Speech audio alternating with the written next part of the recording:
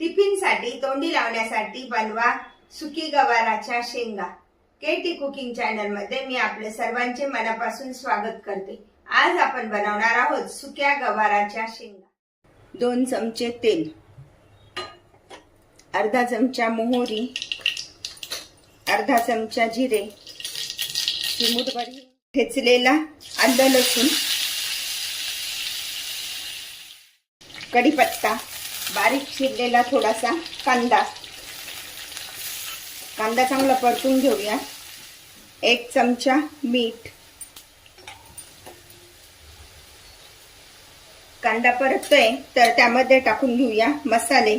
पाव चमचा हळद, 1 चमचा धने पावडर, 1 चमचा लाल तिखट, 1 बारीक चिरलेला टोमॅटो जास्त पण परतवायचा नाही। त्यानंतर त्यामध्ये टाकून घेऊया ही स्वच्छ धुवून घेतलेली हिरवीगार गवार। आज आपण ही गवारचीच भाजी बनवतोय। आता गवार छान परतून घेऊया। गवाराची शेंग खाली जळू नये म्हणजेच लागू नये यासाठी ताटावर असं पाणी ठेवायचं।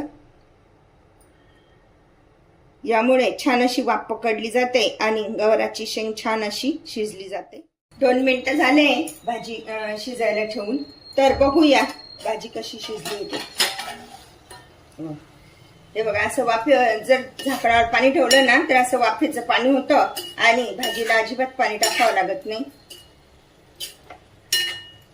एकदा आपण चेक करूया।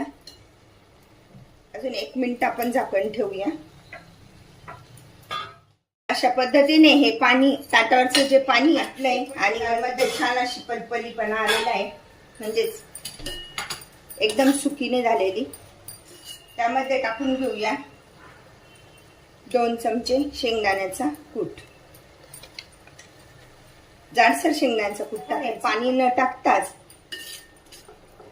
चविष्ट अशा या गवाराच्या शेंगा तयार होतात। या तोंडी लावण्यासाठी किंवा टिफिनसाठी एकदम योग्य होतात। बारीक चिरलेली कोथिंबीर टाकूया। कमी तेलामध्ये आणि कमी तिखटामध्ये या गवाराच्या शेंगा अशा छान तयार होतात। अशा प्रकारच्या या गवाराच्या शेंगा खाण्यासाठी तयार। टिफिनसाठी तोंडी लावण्यासाठी बनवा नुसत्या वाफेवरच गवाराच्या शेंगा। अशा प्रकारच्या शेंगा तुम्ही पण बनवा आणि मला मात्र कळवा कशा झाल्या ते। लाईक अँड सबस्क्राईब करायला विसरू नका। पुन्हा आपण भेटूया नवीन रेसिपीसह। थँक्यू।